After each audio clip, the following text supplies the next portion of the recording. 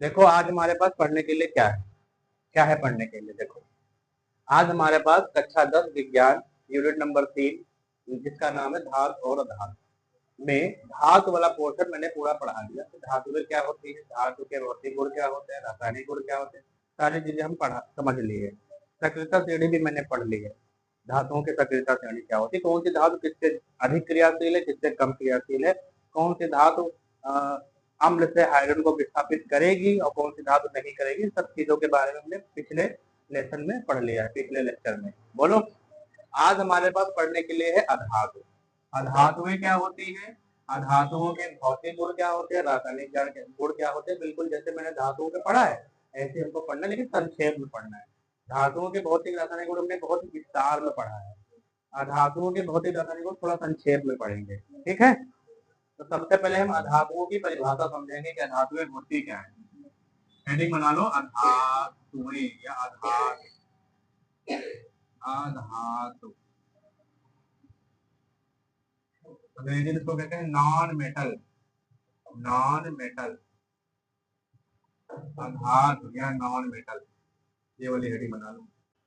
धातुओं की परिभाषा होती है कि धातुएं वे तत्व होते हैं जिनमें इलेक्ट्रॉन त्याग करके धनायन बनाने की प्रवृत्ति होती है। वो अधातुओं की परिभाषा जस्ट इसका उल्टा है। अधातुओं की परिभाषा क्या है, अधातु में वे तत्व होते हैं जिनमें इलेक्ट्रॉन ग्रहण करके ऋण आयन बनाने की प्रवृत्ति होती है। वे तत्व जो इलेक्ट्रॉन को ग्रहण कर ले और ऋण आयन बना दे बहुत आसानी से, वे सब अधातुएं हैं। यानी कि अधातुएं जो होती है वो विद्युत की ऋणात्मक होती है, क्योंकि जब इलेक्ट्रॉन ग्रहण करेंगे तो उसके ऊपर निगेटिव चार्ज आएगा, ऋण आयन बनेगा। आई बात समझ में। और इलेक्ट्रॉन त्यागने पर उनके ऊपर पॉजिटिव चार्ज आएगा, धन आयन बनेगा, कोई भी परमाणु अगर है। आई बात समझ में। तो वो इलेक्ट्रॉन को ग्रहण कर लेते हैं, कौन, अधातुएं, और इलेक्ट्रॉन ग्रहण करके क्या बन जाते हैं, ऋण आयन बना लेते हैं। तो कोई अगर पूछ ले कि बताओ धातुएं क्या होती है, तो क्या कहोगे, अधातुएं वे तत्व होते हैं जो इलेक्ट्रॉन को आसानी से ग्रहण करके ऋण आयन बनाने की प्रवृत्ति रखते हैं, अर्थात अधातुएं विद्युत ऋणात्मक होती हैं। यही तो लिखोगे परिभाषा। लिखो, वे तत्व जो इलेक्ट्रॉन को आसानी से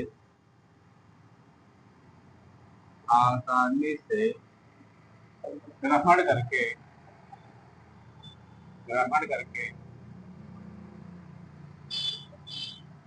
वे तत्व जो इलेक्ट्रॉन को आसानी से ग्रहण करके ऋण आयन बनाने की प्रवृत्ति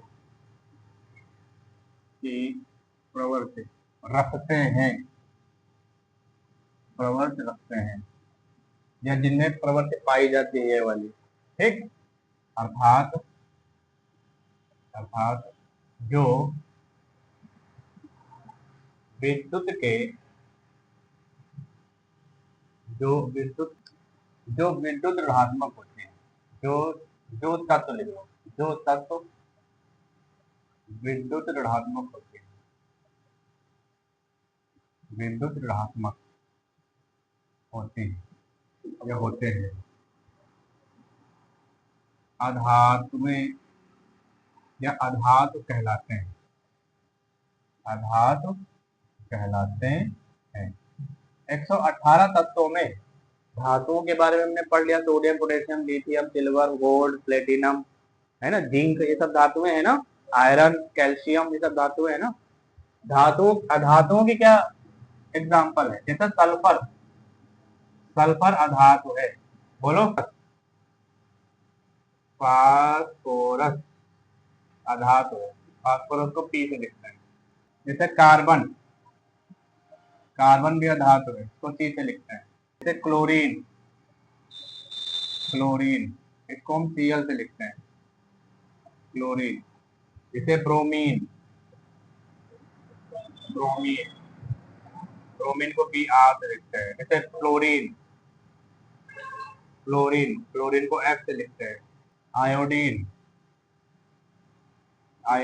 ये भी अधातु है, आई। ऑक्सीजन,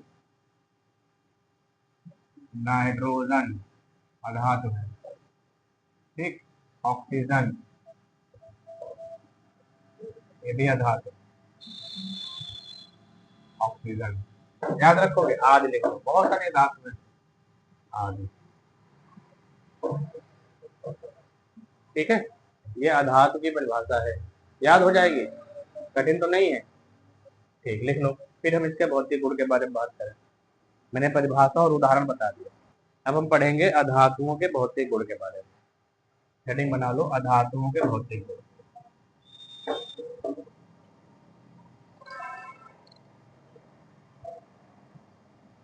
अधातुओं के भौतिक गुण।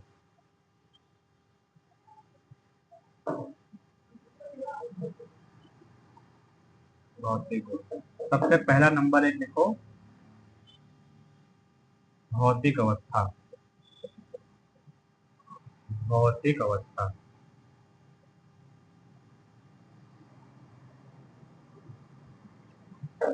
ये तीनों अवस्थाओं में पाई जाती है।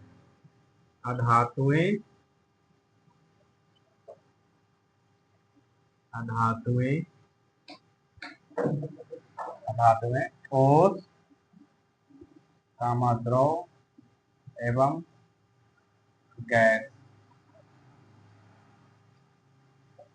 तीनों अवस्थाओं में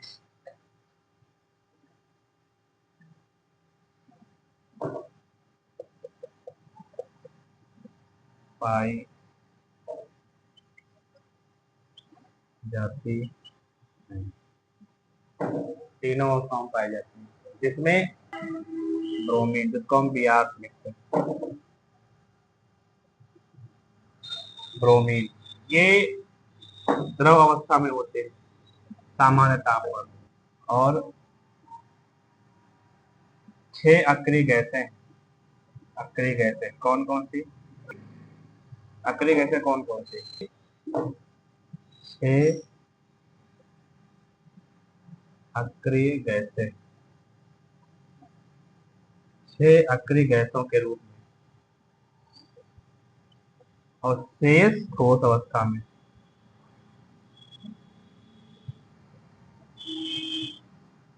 और अधातुओं की कुल संख्या कितनी है, अधातुओं की कुल संख्या कितनी है, 22 कुल, 22 कुल तत्व हैं, कुल तत्व 22 जो है अधातुएं हैं, जिसमें से 6 अक्रिय गैस के रूप में है, ब्रोमीन द्रव के रूप में, बाकी जितनी बची वो सब ठोस अवस्था में होते हैं। आई बात समझ में, देख लो की बात कर रहे हैं, मेटेलिक चमक में। अब हम दूसरा भौतिक गुण पढ़ने जा रहे हैं, धात्विक चमक। किसके धात्विक चमक, अधातुओं के धात्विक चमक। ठीक है, तो धातुओं में तो बहुत सारे गुण हमने बताए थे कि जो अलग अलग धातुएं होती हैं वो अलग अलग चमक रखते हैं अपने पास, है। जैसे एल्युमिनियम अपना अलग चमक रखता है, अपने अलग चमक होते हैं, पढ़ाया था। लेकिन अधातु में कोई विशेष चमक नहीं होते, ये मटमैले कलर के होते, धूसर कलर के होते हैं। धातुओं में कोई विशेष,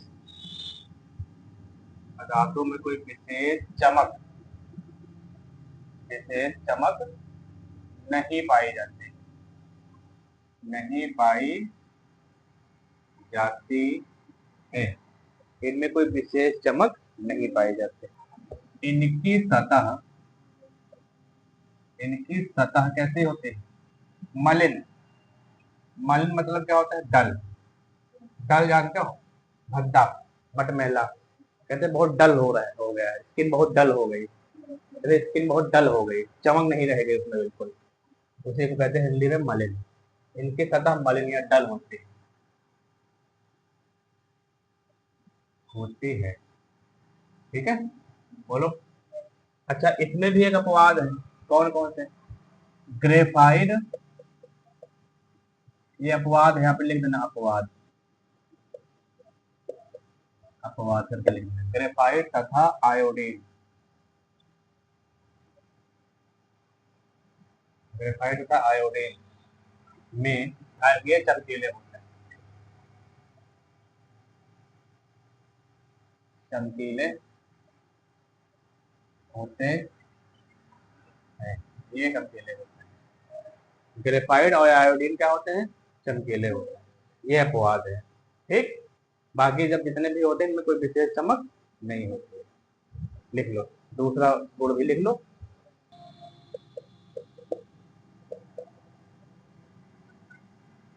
विद्युत एवं ऊष्मीय अचालकता, इसके बारे में हम आगे से बात करेंगे। यहाँ तक कंप्लीट कर लो।